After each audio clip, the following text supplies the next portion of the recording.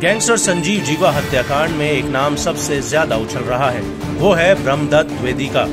7 जून 2023 को संजीव जीवा को कोर्ट में सुनवाई के लिए पेश किया गया था। इसी दौरान वकील के वेश में पहुंचे शूटर विजय यादव ने संजीव जीवा की गोलियों से भूनकर हत्या कर दी। अब इस मामले में कई चेहरे सामने आ रहे हैं। संजीव जीवा के साथ सबसे बड़ा कनेक्शन ब्रह्मदत्त द्विवेदी का सामने आया है। खुद शूटर ने ये माना है कि वो ब्रह्मदत्त द्विवेदी की हत्या का बदला लेने के लिए आया था, क्योंकि संजीव जीवा पर ब्रह्मदत्त द्विवेदी की हत्या का आरोप था। अब ऐसे में सवाल उठता है कि आखिर ब्रह्मदत्त द्विवेदी हत्याकांड था क्या और कैसे इस मामले में संजीव जीवा का नाम आ गया और इस मामले की वजह से भरे कोर्ट में संजीव जीवा की हत्या हो जाती है। दरअसल 10 फरवरी 1997 को ब्रह्मदत्त द्विवेदी अपने घर से करीब आधा किलोमीटर की दूरी पर एक तिलक समारोह में गए थे। तभी 2 बाइक सवार बदमाशों ने उनकी गोली मारकर हत्या कर दी थी और इस हत्या के पीछे सपा नेता विजय सिंह का नाम आया था।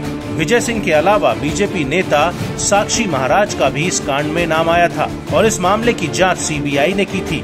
सीबीआई ने इस मामले में विजय सिंह और संजीव जीवा को आरोपी बनाया था और 17 जुलाई 2003 को लखनऊ की सीबीआई कोर्ट ने संजीव जीवा और विजय सिंह को उम्र कैद की सजा सुनाई थी, लेकिन दोनों ने इस फैसले को कोर्ट में चुनौती दी थी।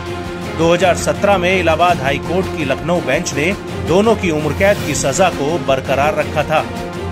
ये तो रही ब्रह्मदत्त के मर्डर की बात, लेकिन ब्रह्मदत्त के बारे में आपको एक चीज और नहीं पता होगी जो हम आपको बताने वाले हैं।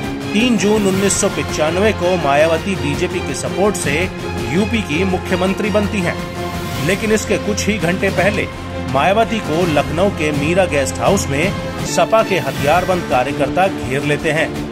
ऐसा कहा जाता है कि उस वक्त मायावती को मारने की साजिश रची गई थी और इसी दौरान उन्होंने बीजेपी के कई नेताओं को फोन मिलाया था और मायावती को बचाने के लिए पुलिस से पहले ब्रह्मदत्त द्विवेदी गेस्ट हाउस पर पहुंच गए थे और पुलिस के आने तक उन्होंने मायावती की हिफाजत की थी और यहीं से मायावती ब्रह्मदत्त द्विवेदी को अपना भाई मानने लगी थी। 2007 में बीएसपी की फर्रुखाबाद में एक रैली होती है जिसमें बीएसपी नेता सतीश मिश्रा खुद इस बात को कबूलते हैं कि ब्रह्मदत्त द्विवेदी का पार्टी पर बड़ा एहसान है